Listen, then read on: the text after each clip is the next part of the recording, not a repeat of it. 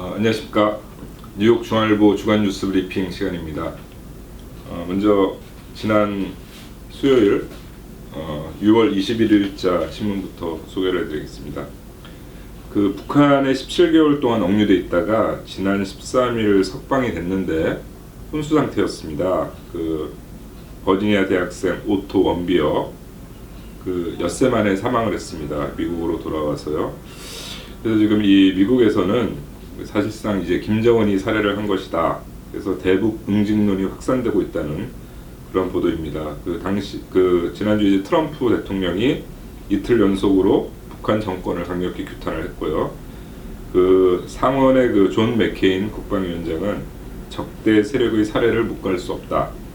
그리고 지금 의회에 계류 중인 북한 여행 통제 법안 통과 가능성이 높아졌다는 보도를 했습니다. 그리고 아래에는 지난 20일에 조지아주 6선거구하고 사우스캐롤라이나 5선거구에서 연방 하원의원 보궐선거가 있었습니다. 근데 이번 선거가 보궐선거임에도 관심을 끌었던 것은 트럼프 대통령 취임 후에 과연 민심이 이제 어떻게 반영이 될까 해서였는데요. 조지아 6선거구와 사우스캐롤라이나주 5선거구 모두 공화당이 승리를 했습니다.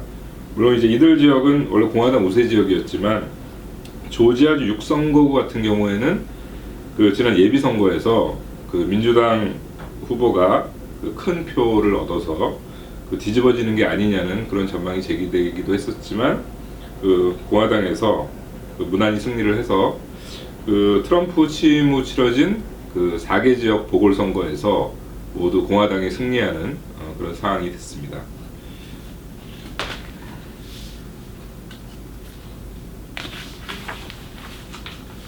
목요일자 신문 6월 21일자 신문에는 내년 중간선거에 뉴저지 3선거구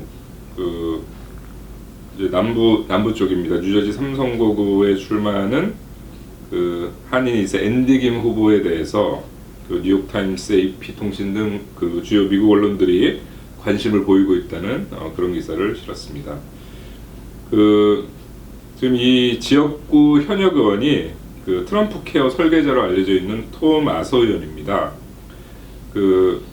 그래서 이제 과연 이 30대 민주당 후보가 선거에서 아서 의원을 이길 수 있을지 관심이 모아지고 있습니다.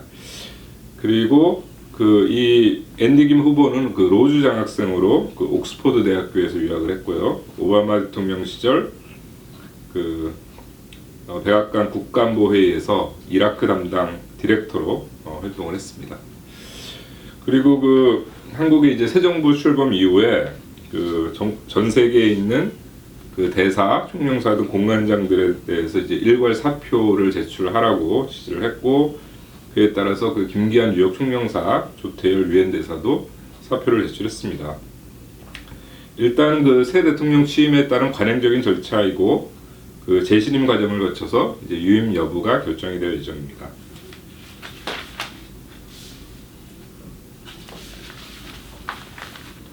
지난번에 이제 오바마 케어 폐지 대체하는 트럼프 케어 법안이 하원을 통과했는데 지난 22일 상원 법안이 공개가 됐습니다. 보험 가입 의무화를 완전히 폐지하는 내용을 골자로 하고 있고요. 트럼프 대통령도 상당히 긍정적인 반응을 보였습니다. 그런데 이제 당내 강경 보수파에서 반대를 하고 있어서 이게 이제 어떻게 될지 미지수였는데 오늘 반대파 설득에 실패를 해서 표결을 연기한다고 발표가 났습니다. 그리고 아래에는 좀 전에 말씀드린 오토 원비어 북한에서 억류됐다가 혼수 상태로 풀려난 오토 원비어 엿새 만에 사망을 했는데요. 원비어 장례식이 모교인 오하이오주 신시내티의 고등학교에서 거행이 됐습니다.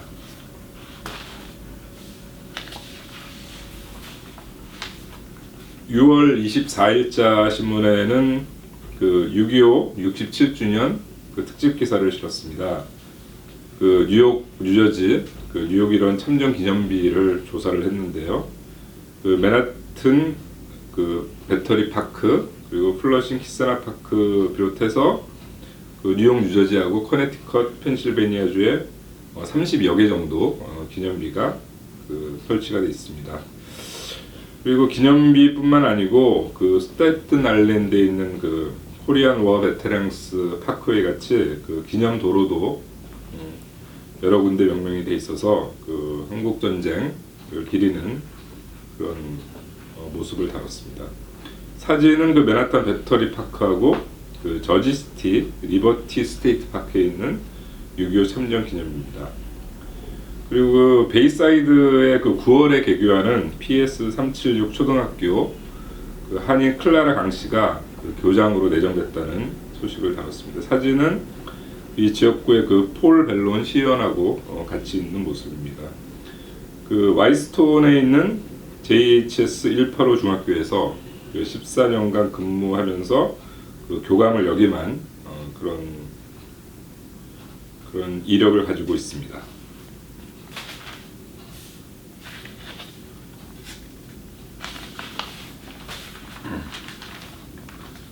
그 좀 전에 말씀드린 대로 그 트럼프 케어 그 통과 어려울 것 같다 그런 내용입니다. 그 반대 입장을 표명한 공화당 의원이 모두 5명인데요. 현재 그 이제 의석수가 그 공화당이 52석 그리고 민주당이 그 48명입니다. 그래서 3명 이상 공화당 의원이 반대하면 상원 통과가 불가능합니다. 그래서 이제 그 좀 전에 말씀드린 대로 그 표결을 일단 연기를 했습니다. 아마 그 7월 4일 독립기념일 이후에 표결을 다시 시도할 것으로 예상이 됩니다. 그리고 그 오른쪽 사진은 그 유소연 그 LPGA 월마트 아칸소 챔피언십에서 우승을 했고요. 그래서 세계 랭킹 1위에 등극을 했습니다. 그리고 아래에는 그 일본 마이니치 신문 보도인데요. 그 북한이 오토 원비어를 고문한 정보가 새자 그 미국의 전직 대통령 방북을 요구했다는 그런 내용입니다.